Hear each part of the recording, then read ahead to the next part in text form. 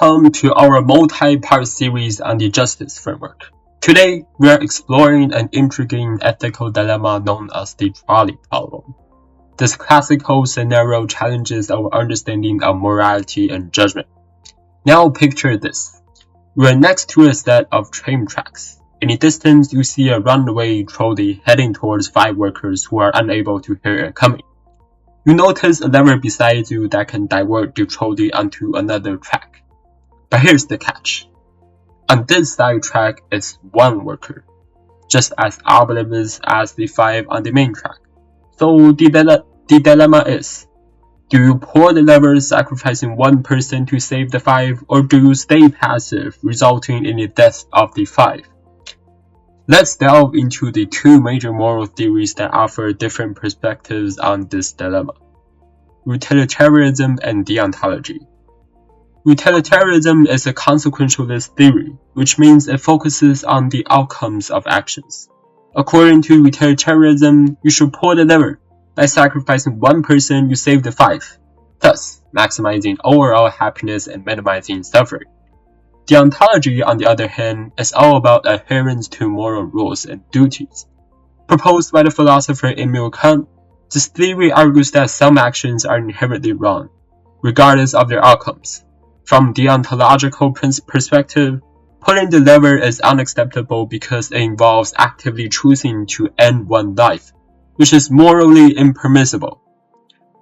Psychological theories add another layer of understanding to moral decision-making. Let's look at 3 key theories.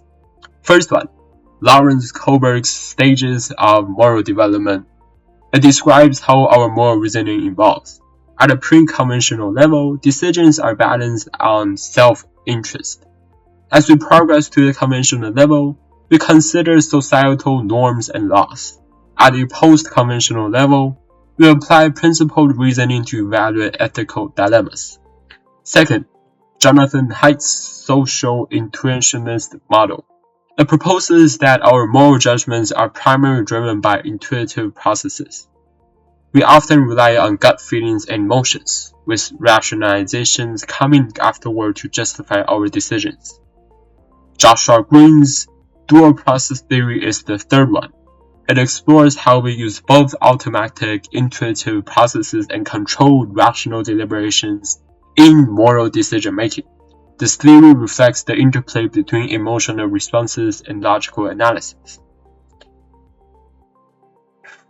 In moral decision-making, we balance rational and intuitive processes. Rational deliberation involves careful analyzing the consequences of our action and considering ethical principles. For example, deciding whether to tell a painful truth or lie to protect someone's feeling requires thoughtful consideration. Intuitive processes, on the other hand, rely on immediate emotional responses. Emotions like empathy and disgust play a significant role in shaping our moral judgments.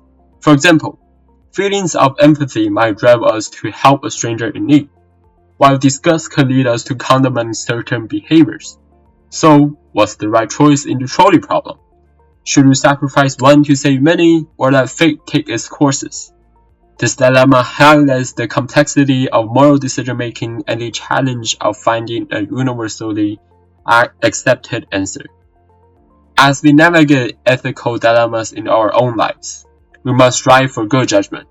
This involves a careful balance of empathy, critical thinking, and ethical reasoning. Now, thank you for joining us on this exploration of moral decision-making within the justice framework. See you next time as we continue our journey through the justice framework. Bye bye!